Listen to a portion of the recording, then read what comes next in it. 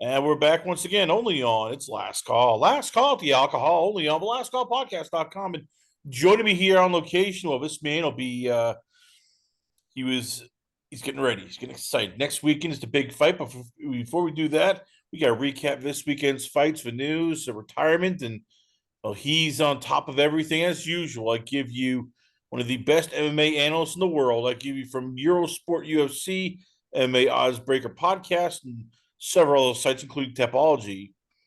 I'll give you Marcel Dorff. So, Marcel, let's start off here with this. It was UFC Fight Night. Oliveira versus Gamrot did not disappoint. Let's start off here with Charles Oliveira. He did his business. Second round submission victory over Gamrot. What went right? Did anything go wrong? And how much does this show the division that Charles Oliveira is still a threat for the title? Yeah, I mean, he looked good. First of all, thanks for having me as always. He looked good. It's just difficult if it comes to what's next for him for the title, right? Because he has he got destroyed by Tapuria last time, and he looked good now. He asked for the BMF title against Max Holloway. I think that one makes sense. Both guys fought each other back in the day in Canada. And then Charles got injured early in the fight. I think they can do that fight for BMF title. I have no problem with it.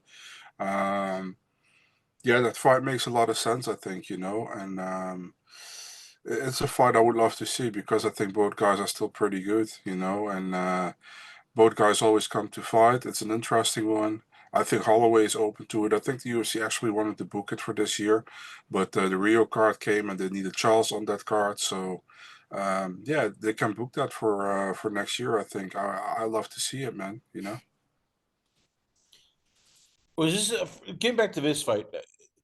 It's easy to say don't wrestle with Charles Oliveira, but how do you? I mean, for him, like okay, for Mateus Gamrot, how do you beat a guy like that when? And we saw he tried to grapple, he tried to get out of positions, but every time he did something, it was almost like Oliveira was two moves ahead of him. He gets tried to get he tries to get the guard after getting his arm free, and Oliveira's, you trying, throwing a triangle up there, working to get the arm, and then all of a sudden they scramble and Oliveira takes his back. Like, was this for Gamrot just a bad matchup where there was no way he was going to win unless he just connected very quickly with Oliveira's chin right off the first 30 seconds? I think Gamrot and I did as well overrated himself if it comes to the grappling department against Charles, I thought he could like maybe out wrestle Charles, I knew Charles better BJJ, but I thought he was able to out wrestle Charles, but he wasn't, and I think he overestimated that, and hey man, it happens, Um, Charles just looked good, and at the beginning you were like, oh, Gamrot can take him down, but you saw Charles taking over immediately, and I was like, yeah, he's fucked probably, And we all know that Gamrot doesn't have the best cardio of everybody, and Charles does pretty good cardio overall. So yeah, I wasn't surprised how the fight went on when I saw that Gamrot didn't have the advantage within the wrestling department. But yeah, I mean, really great win for Charles, man, and great for him that he could do it in front of his home country for his fans. That's cool, Critics will say this is why you don't take short notice fights. But if Gamrot had a proper camp, he might have had a better game plan than just, all right, I'm going to try to take him down, wrestle him, maybe throw in some strikes, and that will be the game plan. Like, looking back, was it a blind man could say, yeah, I don't see that happening here. But how much of this hurt for Gamrot? It's like, okay, he took the fight on short notice.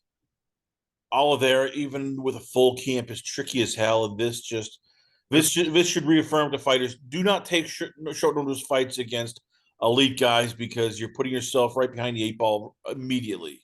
Yeah, it hurts a lot. At the same time, Gamrot was, I don't know, a lot of people know maybe, but Gamrot was supposed to fight in the main event of Vegas 111 against Sadikov. So for him, this was a big opportunity. So that's why he took it. And I think that Gamrot thought, and I thought as well, that this could have been going to go well for him, because Charles was also back quick after being knocked out against Ilya, you know. So I kind of understand why he took the fight. But yeah, it didn't pan out well. But at the same time, if he won, he would have been top 5 probably. So I understand why he took it. But yeah, in hindsight, maybe it wasn't a good idea. But that's the thing you think about maybe after the fight when it doesn't went the way you hope it was going to go for Gamrot, and it is.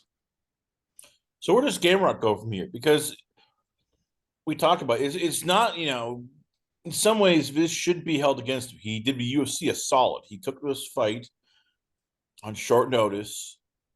Yeah, he lost to Oliveira. That's unless you are the elite of the elite, nobody beats Oliveira. So before that, he had won 4 out of his last 5. A lot of people say he probably should have beat Dan Hooker in the UFC 305. So what does the UFC do for him, and where does Gamrot go from this fight?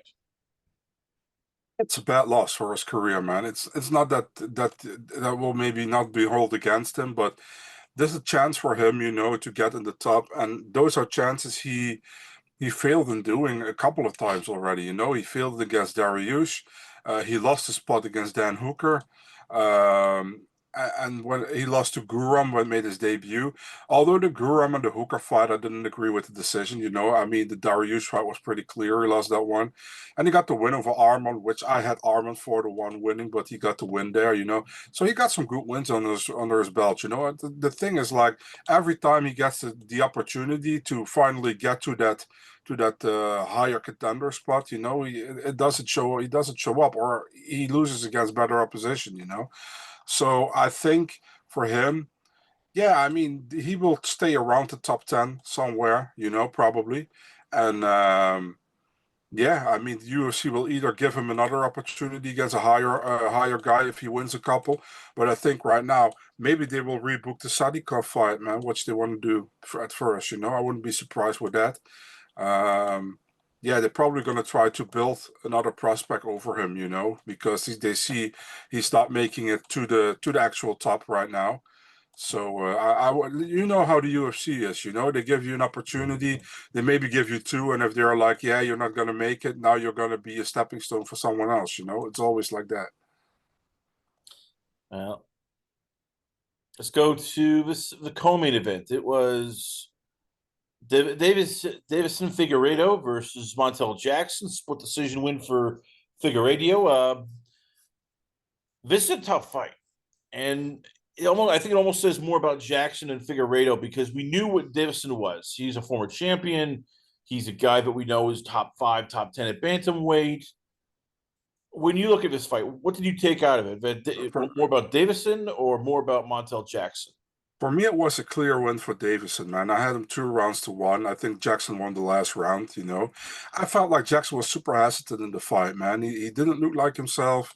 Uh, Figueiredo did what he actually wanted to do with the takedowns. Jackson wasn't able to stop a lot, you know. And I thought Jackson was never really in the fight until the 3rd round, where he started to do a little bit more. But I felt like Figgy was like, I have the first 2 rounds in my back, you know, I'm not going to fuck up or anything. And one judge had the 1st round for Jackson, which is ridiculous in my opinion. You maybe can give Jackson the 2nd round, you know, but I don't think so. Still think Figueiredo won 1 and 2. But yeah, I mean, Jackson just didn't look like himself, dude. I mean, dude is pretty decent normally, and he has fast and heavy hands. But man, he didn't look like himself, man. I don't know if he had the jitters. Maybe there's like he was how do you say that? Hesitant because he's in Brazil or whatever, you know, and the lights get at him or whatever. But he just didn't look like himself, man. You know, and yeah, for Figueiredo, it's like he needed this win to get back on track after 2 losses. 2 losses against great opponents, obviously, you know.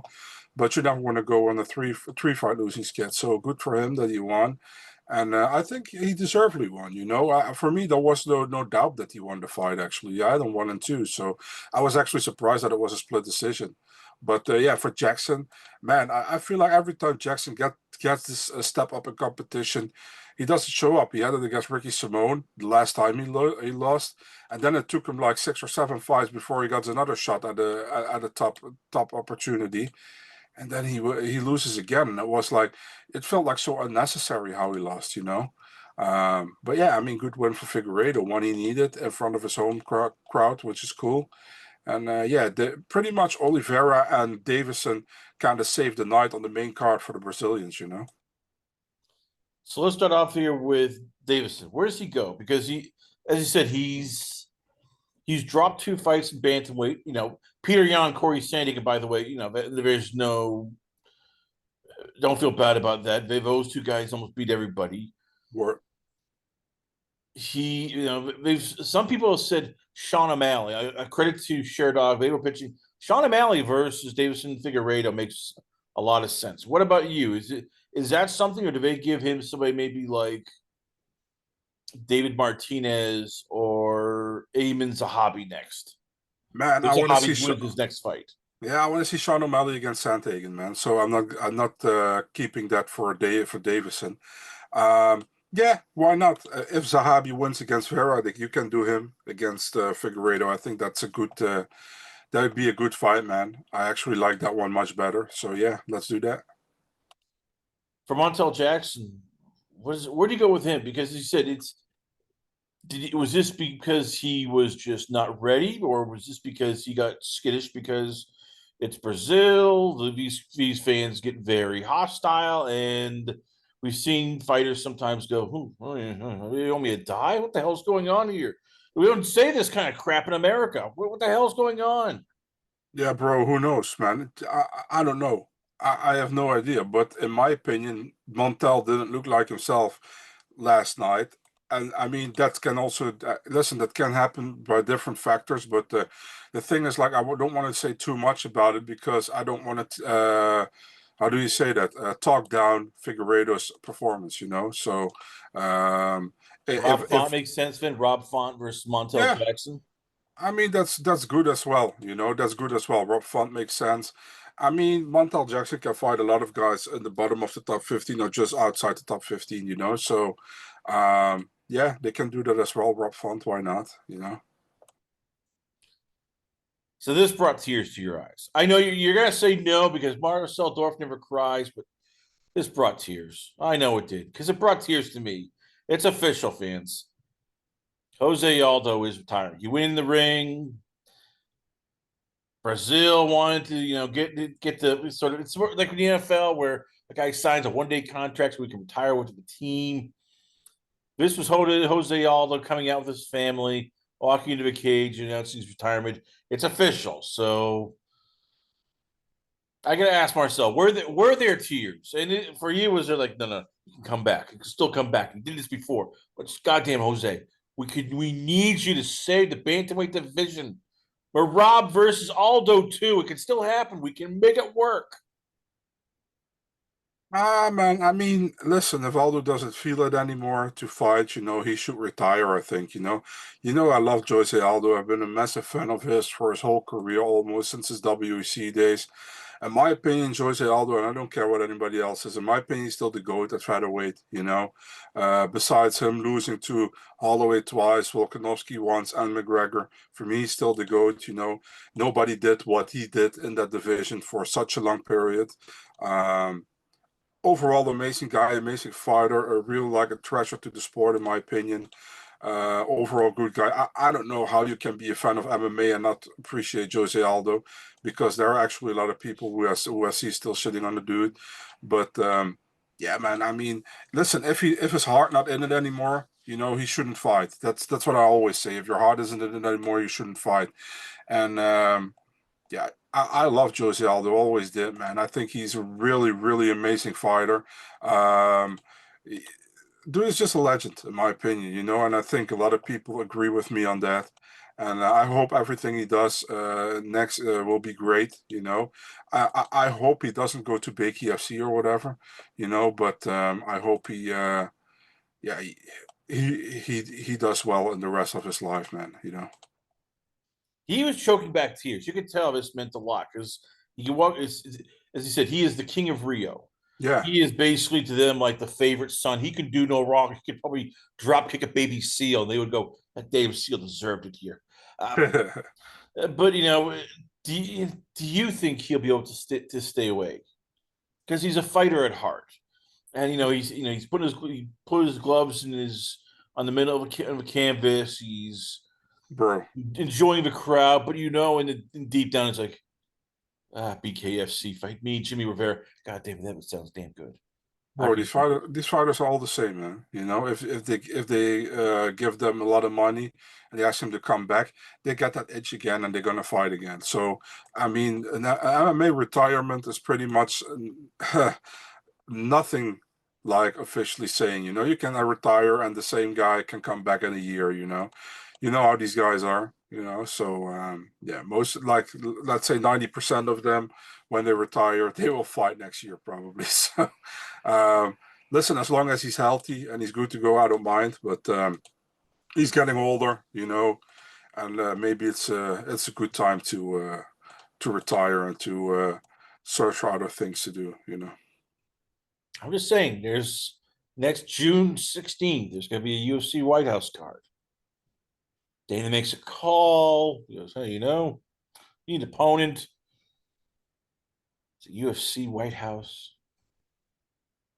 Let's do it again. Jose Aldo versus Jim Miller. Jose Aldo versus Bobby Green. Just one more time for get the band back together. One more time. You can say, hey, I fought the White House. Does he do it? Does Dana do it? And does Jose Aldo do it? Is there a scenario where even you're like, God damn, Jose, I want you back. Give me one more fight. How can you if you and John Jones both leave the same year? That's too much for my heart to take. Just give me one more fight.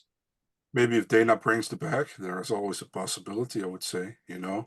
Listen, man, if Dana wants it and Jose wants it, I mean, there is not much to not do it. You know what I mean? So yeah, I wouldn't be. Listen, like I said, MMA retirements are almost non-existent in my opinion, so I wouldn't be surprised. Well, speaking of wanting it, the heavyweights on this card wanted it. They brought the heat. Let's start off here with what can I say? This is just violent. This was nasty. I loved it here. Let's talk turkey. It was Mario Pinto. Full knockout punches from Mount, defeating Yonata Diniz. He's now 11-0. And while the Brazilian fans are not happy, I was happy. So where does Mario go from here? And how much are you looking at this going, okay, he's a legit heavyweight. He looks good. He can knock people out. He's not, floundering all over the place. He has the Marcel Dorff seal of approval. Bro, I was like, holy fuck, we have a heavyweight with a fight IQ. He fighting Jonathan Diniz. Diniz doesn't have a ground game. He's he's mostly a kickboxer. And I was like, what's Pinto gonna do? Is he gonna stand and strike with him? Or is he actually going to take him down and go trying to ground and pound him and to finish him? And he did the second thing, and I was happy to see it. Not that I wanted Janata to lose, but it's great to see a heavyweight using his fight IQ, Yeah, I think it was a really good showing by Mario Pinto. He was super dominant from start to finish, man. When he got Jonathan to the ground, Jonathan was done pretty much, every time. In the first round was a 10-8, I think. Second round, he finished him. He looked good, man. He really looked good. So, yeah, good for him. He's 2-0 in the UFC. He's undefeated in his career of knockout wins over Austin Lane and Denise. So, who do you give him? Like, who's next that you would go, okay, do you match him up with the other guy who won by knockout, Victor Petrino, who I think separated Thomas Peterson, unfortunately, from his senses? I mean, do you make that fight or do you give Pinto somebody a little more higher up on the food chain? It's a good question, man. I'll probably give him somebody in the top 15, man. I would do that. So, I mean, he can fight anybody because he hasn't fought anybody in the top 15 yet. So I give him somebody in the top 15. Not a particular name, but they can match him up with anybody, I think, Take me to the other heavyweight fight, Petrino versus Peterson. Was that something that also impressed you? Or was that one of those fights where you're like, okay, Petrino did what he was supposed to do? Yes, the knockout looks great. It's a right uppercut and then a left hook that just basically sent Thomas Pearson to Funky Town, USA or Dreamland. But bro. Yeah, you did. You did what you're supposed to do. Here's a cookie. That fight was straight ass. You know, that fight was straight ass. I mean, Ah. it's that Petrino knocked him out in the third round early, but both guys were gassed after 6 minutes. I think Petrino won both rounds. I saw somebody score. Some people scored it for Peterson the second round. I think Petrino did enough to win the first two rounds. I don't know what the official scorecards were for that one. So, but yeah, I mean, he knocked him out in the third round, but it was not impressive at all before that. It was really like two heavyweights were gasping for air pretty much. And I mean, good for Petrino that he finished him, but in my opinion, the stock didn't rose or anything. Um, yeah, I'm actually checking the scorecards now. I see one judge gave it 2-0 for Petrino, and two judges said it 1-1. So it was even going into the third round. Yeah, good win for Petrino with the finish, but man, fight wasn't good in my opinion at all. I feel one of these days you're gonna run into a UFC heavyweight. He's gonna hear this interview and say, "Hey, you don't think we're that good. You keep thinking we gas all the time, and then we're basically just flying around like big overgrown seals. You don't like us, Bro, Marcel. Maybe bro, maybe I have to have a talking with you here, but I literally said to some of my friends they should stop doing heavyweight fights three rounds of 5 minutes, but they should do 3 rounds of 1.5 minutes. You know, disrespect Marcel. I get it. You want just flyweights. We're gonna just throw kicks and punches, never knock anybody out. We do like 5 minutes, 5 rounds of 5 minutes, and you'll be just hog heaven. That's not what the people want. We talk about this. You got to give the people what they want. They want knockouts. They want big, meaty men with ham hocks knocking somebody out. Fans love this. Yeah, they don't like bantamweights or flyweights scrambling around and they don't do much. And we're just sitting there like, oh God, I should have done my laundry. Oh crap. Did I leave a turkey in the oven? Oh crap. I think I might be falling asleep. We need more heavyweights. Get on your people. Talk to. And I know you and Dana are feuding again. Just talk to Dana. Go, hey Dana. You know what? More heavyweights are ratings for UFC.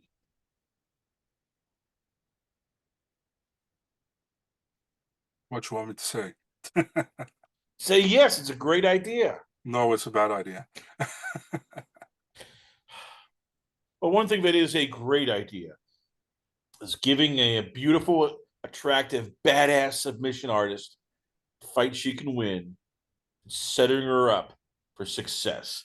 BJJ champion Bia Mesquita with the second round submission victory over Irina Alskiva. I know people are going to go, that's a cupcake. Couldn't you give her somebody tougher? I know you were probably going, oh my God, this is just going to be a slaughterhouse. And I'll tell you, Marcel, you know what? That is booking 101. This is success. Look at her. This is a star. And UFC did a great job setting her up. I know you're going to go, oh my God, she took on somebody who had no chance. That's the point, to make her look dominant, get people wanting more. Marcel, I want more of Bia. She looks like she's going to be a force at 135 pounds. I mean, she looked really good, man. But like you said, she got matched up with pretty much the easiest fight in the division. But then still, you still have to look good. And she left no doubt. She finished her. She was super dominant the whole fight. I don't mind in your debut that you get somebody who you can win against in your debut. That is. Now we saw her. I would give her somebody in the top 15 already, man. That's how dominant she looked. And listen, women's 135 is straight as well. So you can give her like a massive step up in competition. I think she beats a lot of girls who are actually ranked right now. So her ground game is really good. Striking, we haven't seen too much because most of the stuff was on the ground. But yes, an interesting new face in the division, and she looked really good. So I'm going to throw this out there. If she wins 2 more fights, do you give her the champion? Whether it's Amanda Nunez who decides, I'm going to stay around for a bit and have some fun. Do you give her Kayla Harrison, or do both of them retire and we get Valentina Shevchenko versus Bia Mesquita in 2027? It fully depends on what fight she wins next. If if they're gonna give her somebody out to two girls outside the top 15 or bottom top 15, then not. But if they give her somebody in the top 15 next, and after that they give her some, if she wins somebody in the top 8, yeah, I see it happening. Why not? Like I said, the division isn't great, and they need new people in it. And if she looks dominant and she looks good, then yeah, definitely, why not? I wouldn't be surprised. So I have a fight already. Then she needs this one is coming off a win. Bia's coming off a win makes perfect sense to me. Number 9 ranked Cara Rosa versus Bia Mesquita. I have nothing against it. Yeah, that's okay. Do it.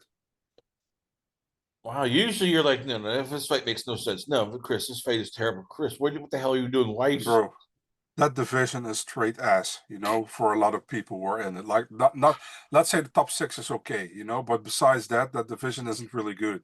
So why not, and it needs new faces in that division, so it's good. If she beats Cara Rosa, you can match her up with somebody in the top 8, so that I think it's a perfect matchup. I think it's a great matchup made by you, dude. So yeah. And by the way, I was thinking about you, but earlier with the heavyweight, I actually have the perfect heavyweight for Mr. Pinto. Tai Tuivasa. We're gonna have just straight up, just chin checking. I want knockouts. I want there to be even some like face first, rear end up knockouts. This is gonna be it, Marcel. I know you're gonna hate it. You'll probably go, "Oh my god, it's like a deep fried Twinkie. We need to outlaw that thing too." And you shut your face. That's what deep fried Twinkies are a piece of Americana. But we need Bro, to make that fight. but can Tai Tuivasa make 265? You know what? He can hang out with you. You can get him, on the whole like wheat germ and what is it, keto diet. You can tell him, hey, don't drink shoeys. You can tell him, hey, look, barbecue is not, a part of a 4 food groups. You can do it, Marcel. You You're the want me guy to tell him that? who's healthy living. You can No, do I'm it. not. No, I'm not. Well, let's go to the rest of the card so Yeah, sure. you can give your thoughts on it. We had Joe Alvarez defeat Vincente Luque, who's really fallen down a bit in the last couple of years by unanimous decision. Khan Alfli defeating Ricardo Ramos by rear naked choke in the first round.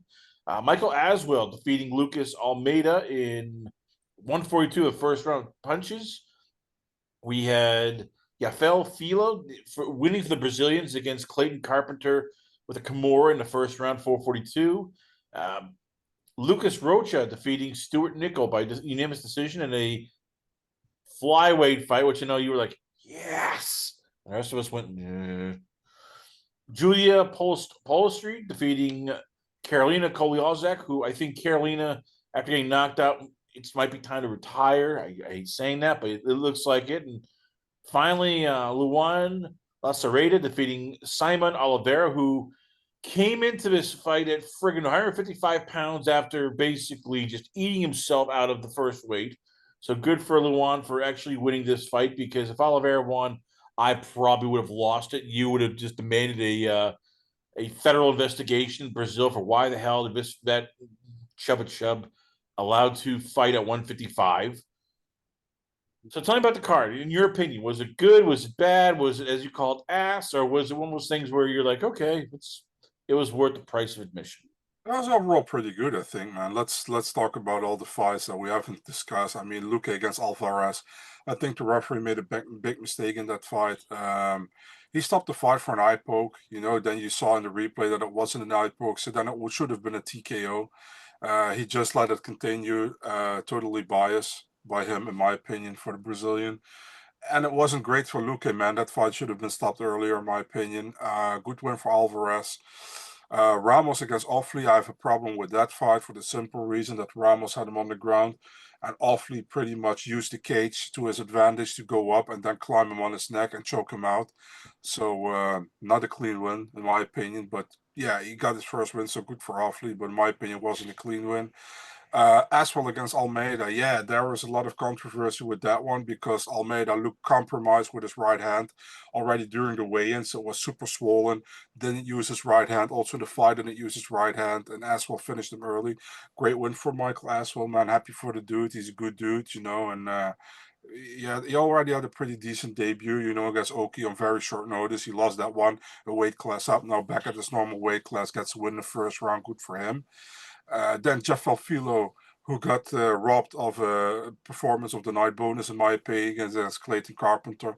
Looked really good. Great finish by Kimura. Yeah, great win for him. Then we had Rocha against Nickel.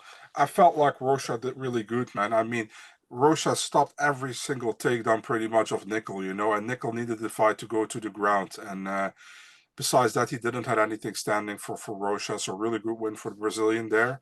Like you said with Polastri Kowalkiewicz, maybe it's time for Carolina to stop right now. Three fights lost in a row, getting finished by Polastri. Good win for Polastri. Nothing more than that.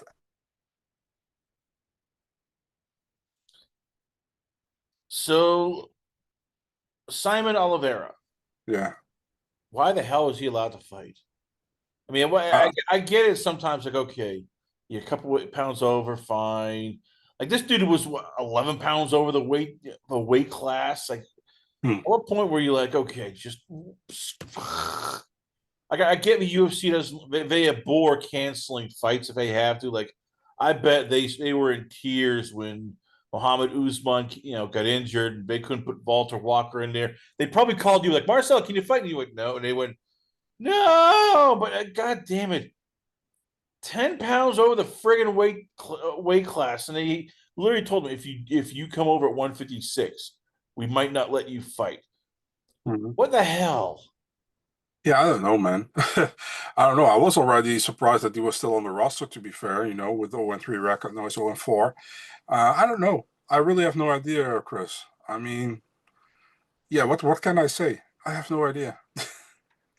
You can say, hey, look, UFC, you can go off on one of your f-bomb tangents, say that Dana White is basically bleepity bleepity bleep. You can blank it out. I mean, usually you're more just like ready full of piss and vinegar and ready to just go full nuclear. You're getting a little bit mellow. I'm worried about you here. I'm Unless it's good, man. heavyweights, and then you go I, full I, nuclear. I'm just not too. Listen, I think Oliveira's gone. So I mean, I don't really care, to be really honest. I think he's gone. Um, yeah, he's not gonna get another fight, man. So, I mean, I'm good with that. Well, let's talk about something you do care about. UFC Fight Night. Dave Ritter versus Allen. Now, fans, I have bad news for you. Marcel Dorff will not be going to Vancouver, British Columbia, Canada. In his words, it's friggin' cold. I don't do flannel. Maple bacon is not a food group, and the Canadian beer is not as good as Dutch beer. That's why he's not going. Um, on a serious note, though, I know you're loving this fight, so let's start the main event. What should we expect? And is this the fight where De Ritter, if he wins, gets the title shot? I mean, what's this fight? This fight is interesting, obviously, for the division. We were supposed to have the Ritter against Hernandez, which I think would have been more clear of a contender than this one. Allen won his last fight against Vittori. He broke his two-fight losing streak, so good for him. And he gets a massive opportunity here against the Ritter, I think. I think the Ritter wants to get this fight to the ground. The funny thing is, Allen might want to get this fight to the ground as well. I think the wrestling of Allen might be better, but I think the Ritter's BJJ is better than Allen is. So it's going to be interesting, on the ground. This fight definitely going to go to the ground, I think. Um, yeah, what do you want me to say? I think the Ritter is overall better on the ground. And I like Allen a lot, but I think that the Ritter might win here. Does he get a title shot? I think Imavov deserves it more, but I wouldn't be surprised. So is this fight sort of like a carbon copy of Charles Oliveira versus Martellus Gamrot, where you have a guy like Allen, like Gamrot Allen, who solid wrestler, decent striker, and he's going, okay, I'm going to try to take him down. I decided I took this fight on short notice. I'm going to do this, and as you said, it's sort of a fool's errand. But if going wrestling the Ritter and going into his guard is basically asking for trouble. Mm-hmm. Yeah, I mean, but the thing is, like, Allen is really convinced about his own ground game. So I wouldn't be surprised if he uses that ground game. Would it be the most smart thing to do? You can think about, you can question that. You know what I mean? But yeah, we'll see, man. We'll see. Maybe it is, maybe it isn't. We will say it. How much pressure is there on the Ritter to win this fight decisively? Like for him, as Uh, you said, for him to get a title shot, does he need to finish Allen? Does he need to submit him and go make the UFC go, ooh, all right. I, He needs to make I, the I Ritter versus Khamzat Shemaev next. I don't think he looks at it that way, He just goes in and he tries to finish the guy, and he will see what's next. Like I said, I don't think he looks at it that way, He just goes in, he looks how he can win the fight, and if he can finish him, he will finish him. If he can't, he will try to win by points, like he did last time with Whitaker, So yeah, the Ritter is like a real like down to earth dude, He's like really he, he's not like that, that he gets super, how do you say that? Visibly, how do you say that? Visibly Emotional. He does. emotional. Yeah, he's He's really even calm. keels. He's as calm as the calm as the Yeah, cucumber. yeah, So that's let's it. talk about the fight to me, which is the most intriguing of the group. Manon Fiorot versus Jasmine Jasvicious. Quietly, the Canadian, she's 14-3, and you go, damn, she's impressive. I mean, she's right now on a 5-fight win streak against Jessica Andrade, Rear Naked Choke, Myra Buena Silva, Ariana Lipinski da Silva, Fatima Klein, and Priscilla Cachero. Hmm. This is a huge step up. I mean, I know it's number 3 versus number 6, but this feels like for Jasmine, like, okay, you've now graduated to the elite level. Do you like this fight, or is this too much of too big of a step right now for Jasmine against Manon Fiorot, who many will say probably the best woman, in the flyweight division outside of Valentina Shevchenko. I mean, it's a good opportunity for Jasmine, and Fioro has to fight her way back up to a title fight, obviously. Um, For me, it's like Jasmine is pretty decent, but I don't think that she will be able to beat Manon. Manon is pretty strong. She's overall pretty good, I think. We saw it already against Aaron Blanchfield how good she looked, And listen, I think Jess the Vicious wins against a lot of girls, but against the top girls like a Manon Fiorot, Shevchenko, obviously, she also lost already to Natalia Silva pretty decisively. And I also don't think, for example, she would win against an Aaron Blanchfield or something. So I think Jasmine is just behind the top 6 in the division.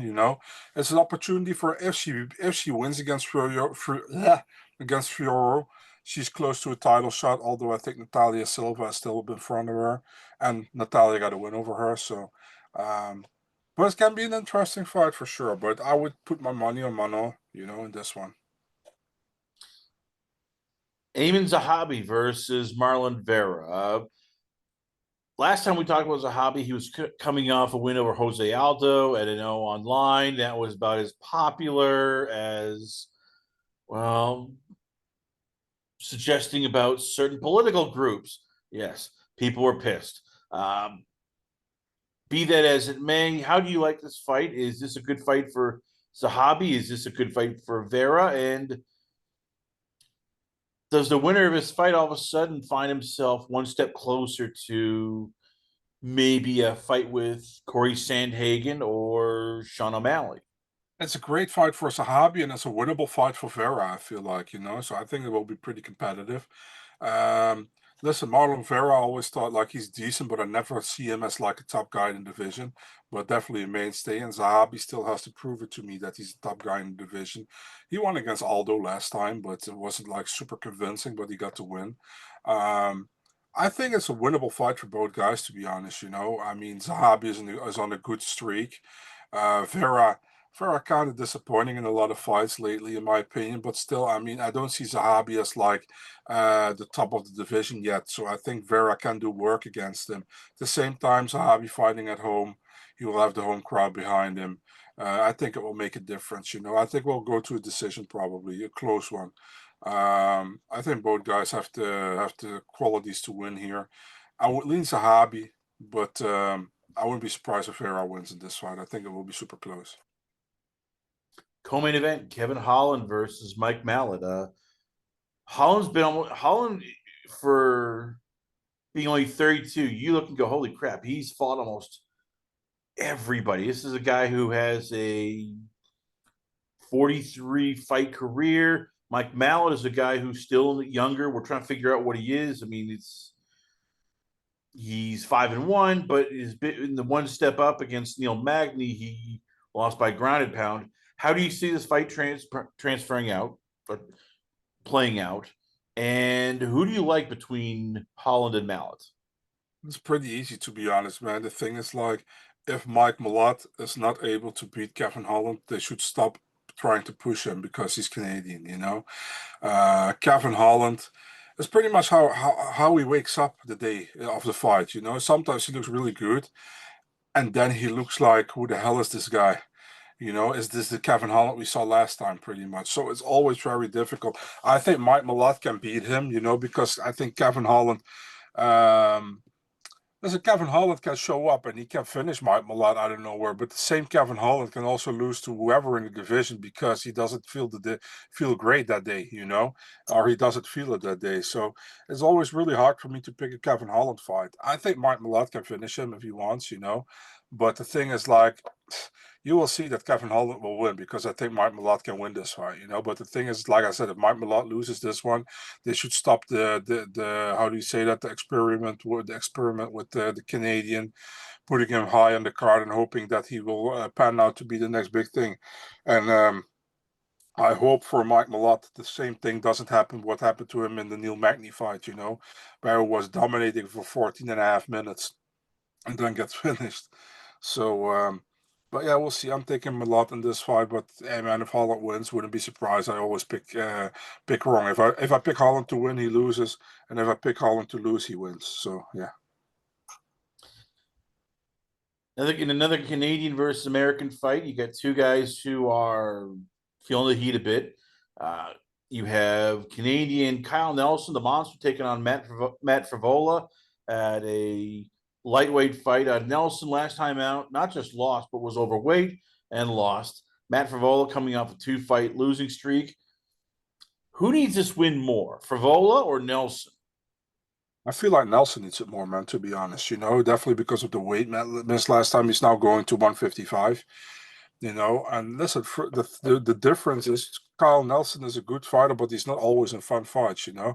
Matt Frivola is a good fighter, but he's pretty much always in fun fights. Either he's like the hammer or the nail, doesn't matter. He's always in fun fights. So I think Nelson needs it more. It's in his home country. At the same time, I feel like Frivola is a better fighter overall in this fight. So unless Kyle knocks him out, I think Frivola wins the fight, man. I think Frivola is a much better fighter, in my opinion. I have nothing against Kyle. Kyle is great, but Frivola is a better fighter, in my opinion. Rest of the card, we got Cody Gibson versus Arlo King. You got Charles Jourdain versus Davey Grant. Bruno Silva versus Young Sun Park. Danny Barlow versus Jordan Santos. Kyle Propolik versus Drew Dobler.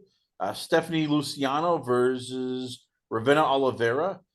Azmat Bekoa versus Yosiri Belaguri. Melissa Croden versus Tanara Lisboa. Which fights of these, catch your interest? Which fights do you look and go, okay, this is a guy who or girl who either I see good things on or who I think could maybe make a run all of a sudden their division? Okay, I'll walk through them all if that's good with you. Charles Jourdain, Davy Grant is an amazing fight. I love that fight. Should have been on the main card, in my opinion. Jourdain fighting home country. Davy Grant, as tough as they come, maybe one of the toughest guys at 135. That's going to be a great fight. We got Silva against Park. Silva is a very fun fighter to watch, but he makes mistakes here and there.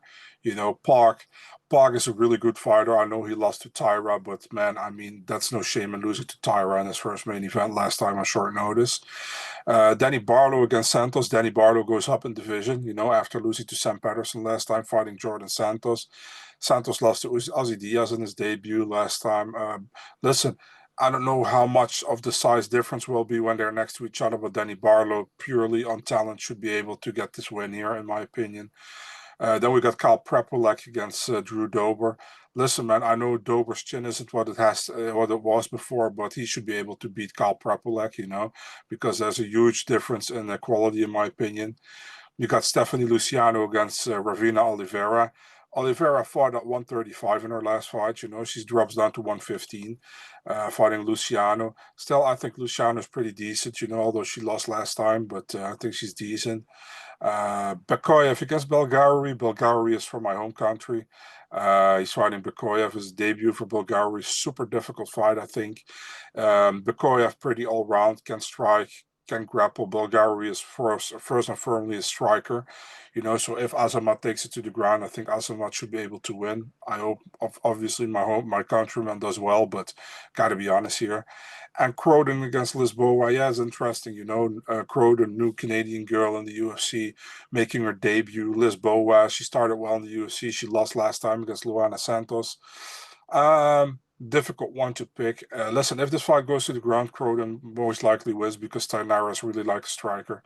But yeah, we'll see. Interesting fight. But overall, probably the best prelim, in my opinion, is the Jourdain against Grant one, and it's a featured prelim, so that's the right placement for. If it was a prelim, that's the right placement for the prelim, in my opinion. So before we let you go, Vin, this card features your two countrymen, no heavyweights. We get a bunch of bantamweight and flyweight fights here. So I'm on a scale of 1 to 10. How do you give us like maybe a 2 or 3 where it's like, oh, you can skip it maybe, or do you tell fans this is like an 8 or 9? You need to watch this card because it will deliver.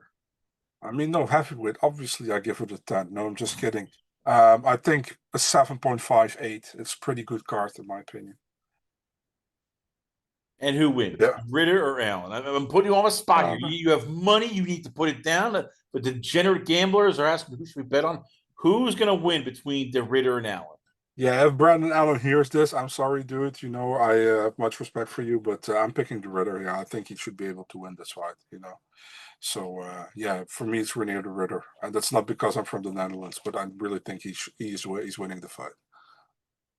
Well, there you have it, ladies and gentlemen. Once again, we love having him on because he pulls no punches, takes no dives, and brings some intelligence and class into this joint. I give you once again from MMA Oddsbreaker Podcast, Eurosport on UFC, and from Tapology, I give you Marcel Dorff. So, Marcel, where can fans check you out at? Where is the Twitter, the Instagram? You probably have a Rumble channel, the podcast. Where can fans also check you out at? Big Marcel 24 on Twitter and Instagram. Small Marcel 24 on OnlyFans. No, I'm just kidding. Mixed martial arts section on the Eurosport website for the articles.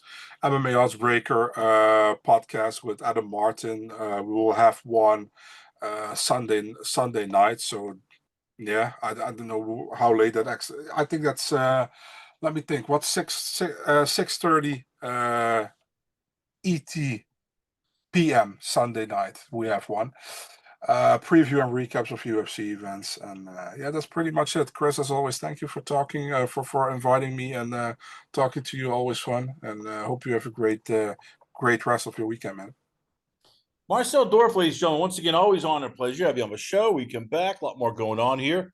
Only on this Last Call. Last Call at the Alcohol, only on the Last Call Podcast.com.